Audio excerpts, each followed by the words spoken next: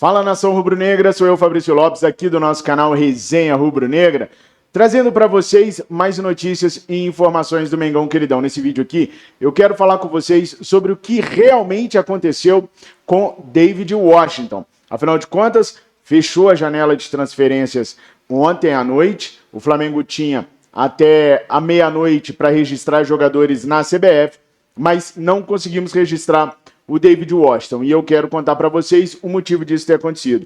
Também quero falar sobre a renovação do Gabriel Barbosa e do Felipe Luiz, surgindo aí como uma opção viável e gigantesca para assumir o Flamengo, caso o Tite caia. Pessoal, presta atenção no que eu vou falar para vocês.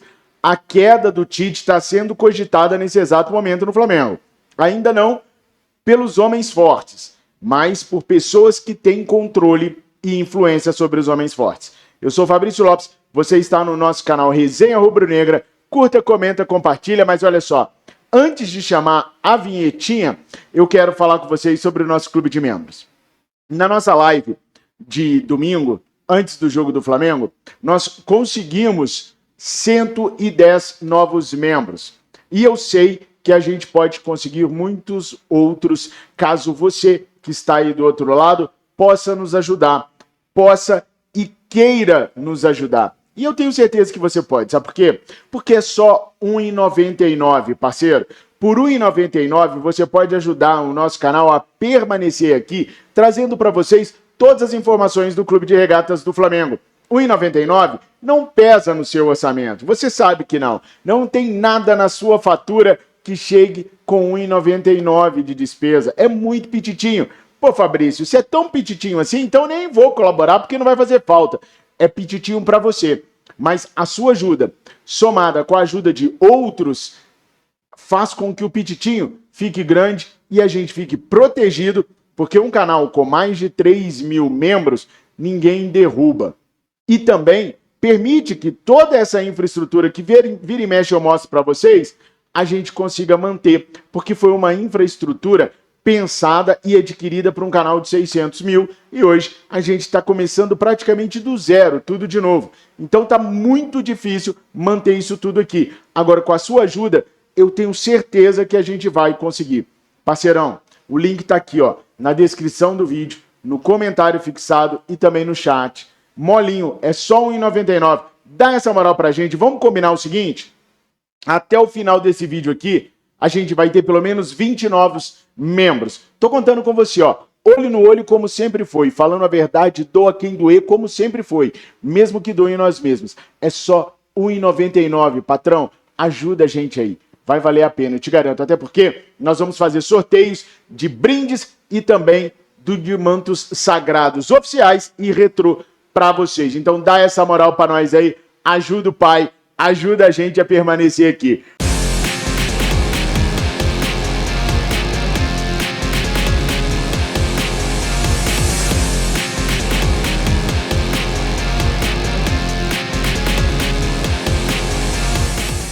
Boa, nação. Eu quero falar sobre Gabriel Barbosa. Ontem, o Rodrigo dos Abranches foi num podcast onde ele falou sobre o que ele pretende como presidente. Nesse podcast, ele falou sobre Marcos Braz, falou sobre o Tite, falou sobre o Gabriel Barbosa. Nesse vídeo aqui eu quero debater talvez apenas o Gabriel Barbosa. Por quê? A questão envolvendo o Gabigol, ela vem muito pautada em cima dos valores que ele vai receber e do tempo de contrato dele. Dunche falou, por exemplo, que 5 anos de contrato é muita coisa para o Gabriel. Mas quem sabe, se ele aceitar ali um pouco menos, 2 anos e tal, a renovação possa acontecer. E aí eu fico me perguntando, a questão do Gabriel é só uma questão financeira, de tempo de contrato também? O Gabriel hoje, ele tem 24 jogos pelo Flamengo, somou 4 gols e 1 assistência. Esse é o desempenho de um jogador que joga no ataque de um time do tamanho do Flamengo? É isso mesmo que a gente tem que esperar de um atacante? Esse é o nível de atacante que a gente quer?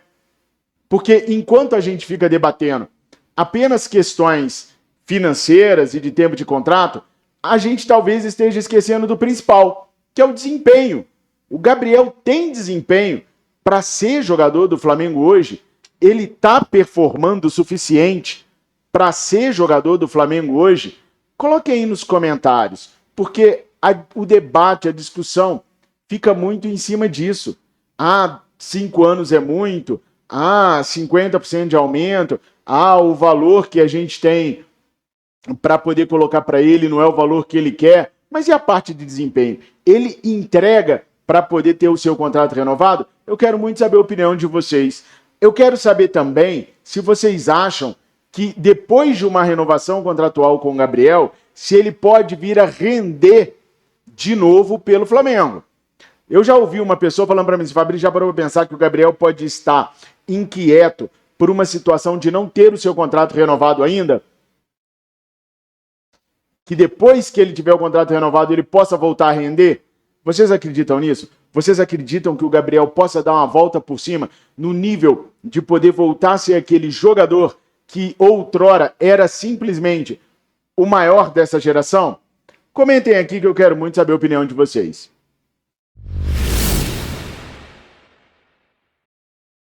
Nação, tem uma situação sendo discutida em muitos grupos de WhatsApp a respeito da priorização pelas Copas.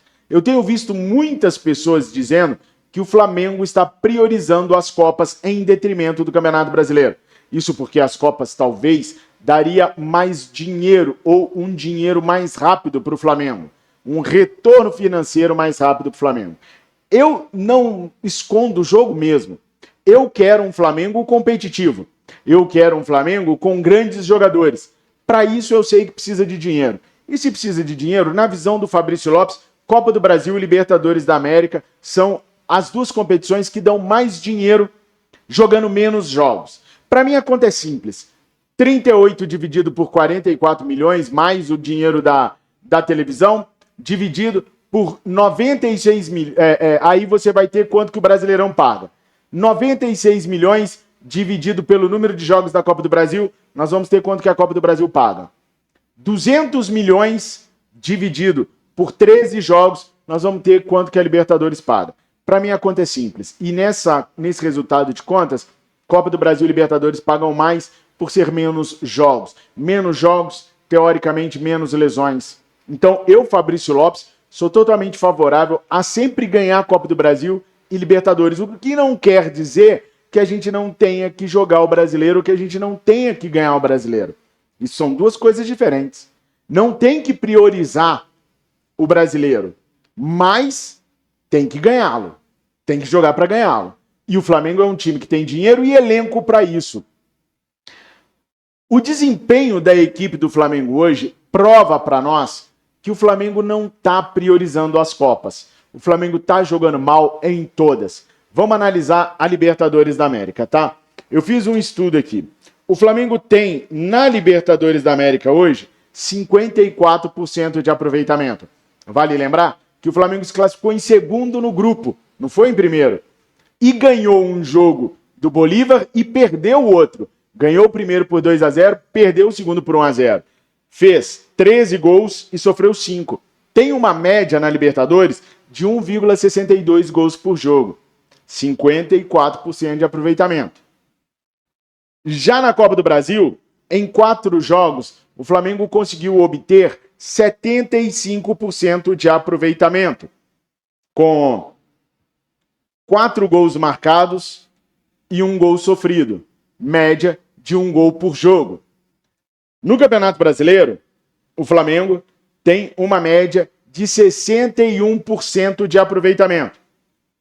São 39 gols marcados, 29 gols sofridos, uma média de 1,62 gols. Então, olha só, 61% no Brasileirão, 54% na Libertadores, 75% na Copa do Brasil. Os valores batem, ficam muito próximos, o que prova que o Flamengo não está priorizando nenhum dos campeonatos. Na verdade, o Flamengo está jogando regular, de regular para baixo, em todos os campeonatos. Ou vocês dizem para mim que classificar em segundo, na chave que a gente estava, no grupo que a gente estava na Libertadores, é normal.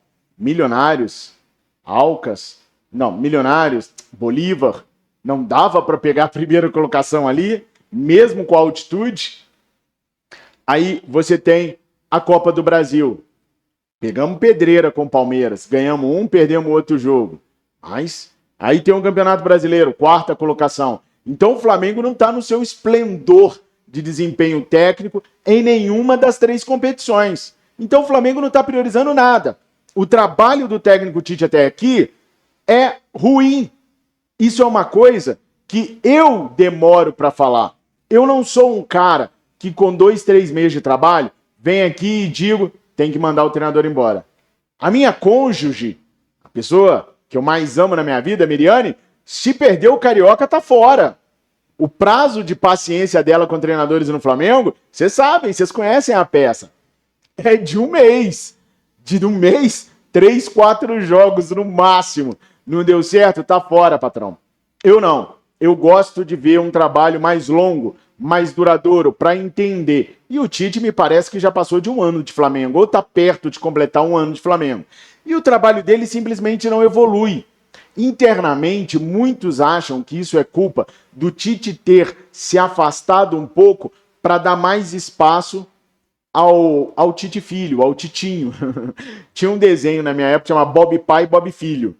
Eu acho que tem no Flamengo Tite Pai e Tite Filho. Mas enfim, ele está dando muito espaço para o Matheus Bach tomar decisões. E ele mesmo tem ficado relegado ao segundo plano. Ele tem deixado suas ideias em segundo plano para aplicar as ideias do Matheus Bach. Pelo menos é isso que nos corredores do Flamengo é dito. Lá no Boca Maldita, então, os caras não param de repetir isso. Entendedores entenderão.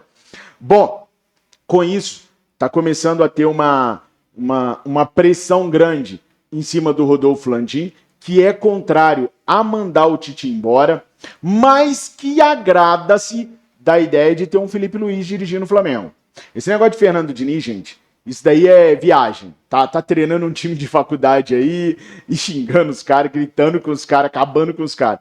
Mas enfim, Fernando Diniz não é visto, não é bem visto para assumir o Flamengo agora por essa gestão, tá? Então a ideia dos caras é manter o Tite até o final do ano. Mas eles estão sendo pressionados nesse momento a mandar o Tite embora durante esse período de 10 dias parados. Há também um burburinho que os jogadores que fizeram de tudo pro Tite vir já não estão curtindo mais, não. Porque jogador é assim, gente. O treinador vem, eles escolhem um treinador lá, da maneira deles, né?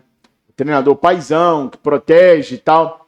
Quando o treinador não consegue ter os ombros largos mais para poder segurar a bronca deles e começa a respingar neles, como tá respingando, aí o treinador já não serve, tem que trocar. Então, internamente dentro do Flamengo também, os jogadores já não estão convencidos mais de que Tite e Titinho são o ideal para o Flamengo. A questão do Tite ter contratado um treinador da Ferroviária não caiu bem também com muitos conselheiros do Flamengo que viram uma incapacidade do treinador em resolver os problemas do Flamengo com a comissão que ele já tinha. Hoje, o Landim é o cara, junto com o Braz, com o Diogo Lemos, que seguram o Tite no Flamengo. Mas já cresce demais a pressão em cima deles. Hoje, o Landim aceita promover o Felipe Luiz, mas não aceita mandar o Tite embora ainda. O que eu posso dizer para vocês é o seguinte: em caso de queda numa das Copas, o Tite sai, o Felipe assume. O Felipe só não assume se o Felipe falar não. Não quero. Porque se não se negar, o Felipe é o próximo treinador do Flamengo para essa gestão neste cenário. Agora, o Flamengo classificando Copa do Brasil, classificando Libertadores, conseguindo voltar às vitórias no Brasileirão, aí é Tite até o final do ano e acabou, porque nem o Tite quer prosseguir para o próximo ano. O Dunche, se ganhar a eleição, teria que fazer um trabalho muito forte de convencimento do treinador para ele permanecer para a próxima temporada, porque a ideia do Tite é chegar em 31 de dezembro, finalizar o contrato e ir embora, porque não há uma identificação do treinador com a torcida, da torcida com o treinador, nem do treinador com o clube. Ele não é o treinador para o Flamengo, ele não é o treinador identificado para ser treinador do Flamengo, ele já sabe disso, até porque o Zico já falou isso para ele, então é até 31 de dezembro. Felipe Luiz, seria a opção de vocês também? Coloque aí nos comentários. E pergunto mais, Felipe Luiz, assumindo na vaga do Tite, vocês manteriam para o ano que vem? Ah, agora eu peguei vocês, hein? Bom, pessoal, bora agora falar então sobre o que aconteceu com a situação do David Washington, né? O Flamengo tinha até ontem meia-noite, graças à CBF fazer um plantão para poder registrar os jogadores, para registrar o David Washington. Por que o Flamengo não conseguiu a contratação do David Washington? Porque a ideia principal do staff do atleta era achar um clube que ele pudesse jogar. Não interessava qual clube, apenas achar um clube o qual ele ganhasse mais minutos do que ele está ganhando no Chelsea, para dar visibilidade ao atleta que está escanteado lá na Europa. O Flamengo apareceu como uma boa alternativa porque Giuliano Bertolucci e Marcos Braz são muito amigos, são muito próximos. Então, uma mão lava a outra e as duas lavam o rosto, segundo o ditado. Então, o Flamengo apareceu como podendo ser um clube barriga de aluguel para ter o jogador por um espaço aí de 4 meses. A verdade é que o Flamengo nunca teve a intenção de contratar o atleta, foi apenas um chamado do Bertolucci para que o Flamengo atendesse. E também nunca teve a ideia de seguir com o jogador adiante. Então, o que o Flamengo fez? Esperou pelo Chelsea autorizar o empréstimo do atleta. Só que o Chelsea, assim como todos os clubes europeus, acham que o ideal é emprestar dentro da Europa mesmo e não para fora. Emprestando dentro da Europa, acaba que eles pensam que o atleta evolui mais lá do que internamente na América do Sul. Por isso, o Chelsea preferiu deixar o jogador na Europa e não trazê-lo para o Flamengo. Há opções para o jogador se registrar lá na Europa, uma delas era o Rio Ave, que eu já havia dito para vocês. Então, essa era toda a articulação. Nunca se pensou num atleta para fazer carreira no Flamengo, e sim apenas para dar visibilidade ao jogador. Bom, vou correr para ver se vocês atenderam o meu chamado e se tornaram membros do VVP só por R$ 1,99. Eu coloquei o link, eu tô trabalhando pra caraca, tô escrevendo no jornal, tô tentando marcar as entrevistas pra gente poder movimentar o canal de uma maneira diferente. Tô fazendo a minha parte e te peço para vocês fazerem de vocês também. R$ 1,99 não pesa. Clica no link e ajuda aí. Tamo juntos, nação. Tenha uma excelente terça-feira. Fiquem com Deus. Não esquece de responder tudo que eu perguntei aqui no vídeo. Saudações rubro-negras.